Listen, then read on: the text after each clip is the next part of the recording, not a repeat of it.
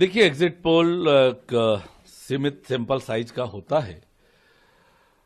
Bharatiya Janata party का sample size बहुत बड़ा है। हमारे पास कार्यकर्ताओं की एक लंबी फहरिस्त है और जो मैं 1.5 साल से पूरे छत्तीसगढ़ में घूम रहा हूं, एक एक विधानसभा में गया, जनता से संवाद किया, कार्यकर्ताओं से संवाद किया, उस आधार पर मैं बहुत स्पष्ट रूप से कह सकता हूं कि छत्तीसगढ़ में 3 दिसंबर को जब मतगणना होगी, छत्तीसगढ़ में कमल खिलेगा, भारतीय जनता पार्टी की सरकार बनेगी। जिस प्रकार से भारतीय जनता पार्टी ने मोदी की गारंटी छत्तीसगढ़ की जनता के सामने प्रस्तुत किया है,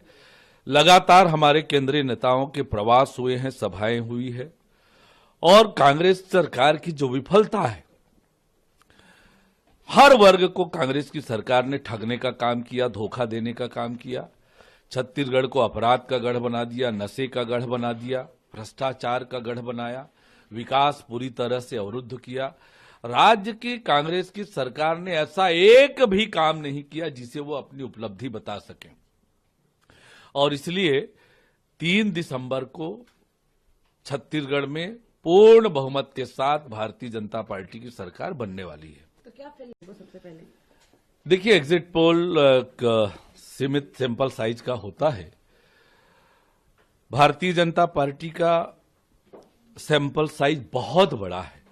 हमारे पास कार्यकर्ताओं की एक लंबी फहरिस्त है और जो मैं 1.5 साल से पूरे छत्तीसगढ़ में घूम रहा हूं, एक एक विधानसभा में गया, जनता से संवाद किया, कार्यकर्ताओं से संवाद किया, उस आधार पर मैं बहुत स्पष्ट रूप से कह सकता हूं कि छत्तीसगढ़ में 3 दिसंबर को जब मतगणना होगी, छत्तीसगढ़ में कमल खिलेगा, भारतीय जनता पार्टी की सरकार बनेगी। जिस प्रकार से भारतीय जनता पार्टी ने मोदी की गारंटी छत्तीसगढ़ की जनता के सामने प्रस्तुत किया है, लगातार हमारे केंद्रीय नेताओं के प्रवास हुए हैं, सभाएं हुई है, और कांग्रेस सरकार की जो विफलता है, हर वर्ग को कांग्रेस की सरकार ने ठगने का काम किया, धोखा देने का काम किया, छत्तीसगढ़ को अपराध का गढ़ बना दिया, नशे का गढ़ बना दिया, भ्रष्टाचार का गढ़ बनाया, विकास पूरी तरह से अवरुद्ध किया।